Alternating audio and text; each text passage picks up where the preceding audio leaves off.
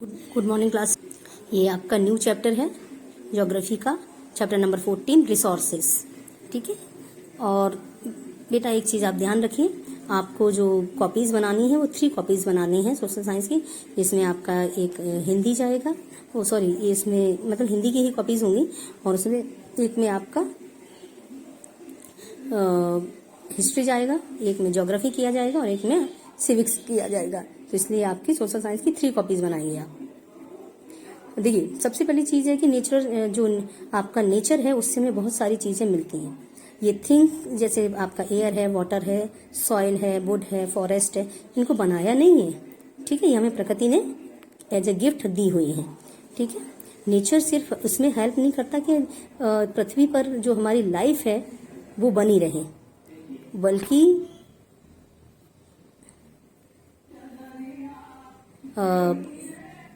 ये कुछ ऐसी थिंग्स भी होती हैं जिनकी वजह से हमारी लाइफ बहुत कंफर्टेबल हो जाती है, आरामदायक हो जाती है।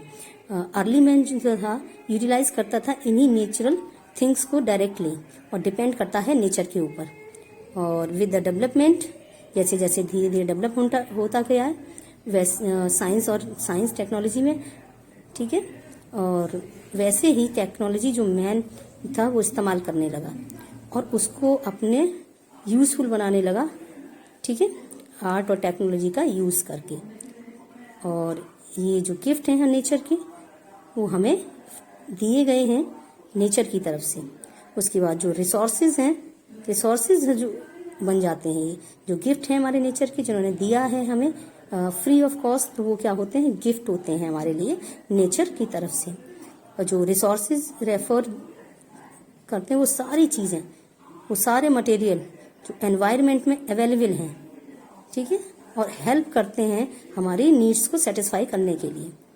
ठीक है, जो आपके मटेरियल हैं वो कन्वर्ट किए जाते हैं आपके इनटू अवर नीड्स, और ये जो आपके मटेरियल हैं वो कन्वर्ट होते हैं रिसोर्सेज में बाय द वैल्यू एडिशन, उसको और प्रोसेसिंग करके नई चीज़ कुछ उससे बनाकर।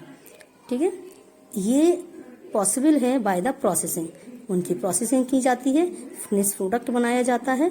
ठीक है, और उसमें सुइटेबल टेक्नोलॉजी का इस्तेमाल किया जाता है।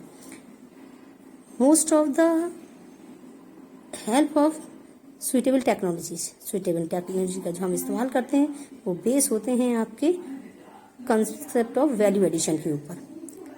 ठीक है, जब तक आदमी टेक्नोलॉजी से अवेयर नहीं था, ठीक है, तो उसको ज़रूरत होती थी कन्वर्ट करने की।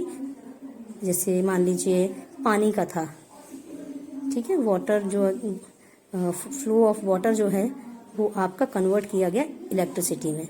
इसका मतलब जो फ्लोइंग ऑफ वाटर है तब तक आपका वो क्या नहीं था, रिसोर्स नहीं था। जैसे जैसे टेक्नोलॉजी का डेवलपमेंट हुआ, जो पानी को की हार्डनेस या फ्लोइंग वाटर को जो फोर्स होता है उसका इस्तेमाल किया गया एज ए रिसोर्स। अब जो फॉलिंग वाटर है वो आपका जनरेट करता है हाइड्रो इलेक्ट्रिसिटी। अब ये हो गया जो हम नेचर का गिफ्ट था ये हमारे लिए वाटर। ठीक है, और अब इसकी वैल्यू हो गई, ये कहा जाता है आपका वैल्यू एडिशन, जो उन्होंने टेक्नोलॉजी का इस्तेमाल करके इलेक्ट्रिसिटी बनाई। ह्यूमन बीइंग जो था वो बहुत इंपॉर्टेंट रिसोर्स है, और इट इज़ देयर नॉलेज, ये ह्यूमन की नॉलेज है और स्किल है जो आपकी क्या करते हैं, स्किल का जो उनकी स्किल्स हैं उनका यूज़ करते हैं, और जो अपनी नॉलेज और स्किल्स है वो उसी ने ही आपका होता है क्रिएशन ऑफ रिसोर्सेज। जैसे एग्जाम्पल में मिलनर डिपॉजिट जो थे इंडिया में वो valuable to the native as they did not know their use, जानते ही नहीं थे इसका इस्तेमाल कैसे किया जाए। However the European arrived India, जब यूरोपियंस इंडिया आए उन्होंने एक्सप्लोर किया नेचर को और डेवलपमेंट किया, तो जो मिनरल डिपॉजिट थे एंड द मिनरल डिपॉजिट जो थे उन्हें एक्वायर करा वैल्यू ऑफ रिसोर्सेज। तो बहुत सारी ऐसी चीज़ें हैं वर्ल्ड में जो एक्चुअली जिन्होंने वैल्यू पता नहीं था अपने रिसोर्स का, और जैसे ही इसमें सुइटेबल टेक्नोलॉजी का इस्तेमाल किया गया वो आज हमारे लिए बहुत वैल्यूएबल हो गए। ओके, अब ह्यूमन की जो नीड थी डिपेंड थी आपकी नेचुरल एनवायरनमेंट पे, और जो आपका लेबल था social, economic, cultural and technological development, अब उन्होंने क्या किया, देयरफॉर जो डिपेंडेंस थी आपकी not only on the changing technology but also on the changing needs of people. ऐसा नहीं था कि टेक्नोलॉजी चेंज हुई इसलिए चेंज हुआ, ये सब ये हुआ कि जब जरूरत हुई मनुष्य को तो उसने टेक्नोलॉजी का यूज करके वैल्यूएबल रिसोर्सेज बनाई। अब type of resources, natural resources, जो गिफ्ट था आपका नेचर के लिए, जैसे लैंड, वाटर, सॉइल, मिनरल्स, ठीक है, वेजिटेशन एंड फॉसिल फ्यूल, इन्हें नेचुरल रिसोर्सेज कहा जाता है। सम ऑफ दीज रिसोर्सेज जो है can be used by directly, जैसे डायरेक्टली यूज किया जाता है, उसके लिए कोई प्रोसेसिंग की जरूरत नहीं होती। लेकिन बहुत सारे नेचुरल रिसोर्सेज जो अभी प्रकृति में हमारे ऐसे ही पड़े हुए हैं, उनके लिए प्रोसेसिंग की जरूरत होती है और उन्हें कंजप्शन के लिए फिट बनाया जाता है। ठीक है, ये हम नेचुरल एनवायरनमेंट से हमारे क्या करते हैं, प्रोसेस करते हैं आपके नेचुरल रिसोर्सेज को, और हमें रॉ मटेरियल प्रोवाइड मिलता है नेचर से, फिर हम ये प्रोसेसिंग करते हैं जिससे हमारे क्या मिलते हैं, हमें प्रोसेस रिसोर्सेज बनते हैं और यूजफुल प्रोडक्शन होता है हमारे कंजप्शन के लिए।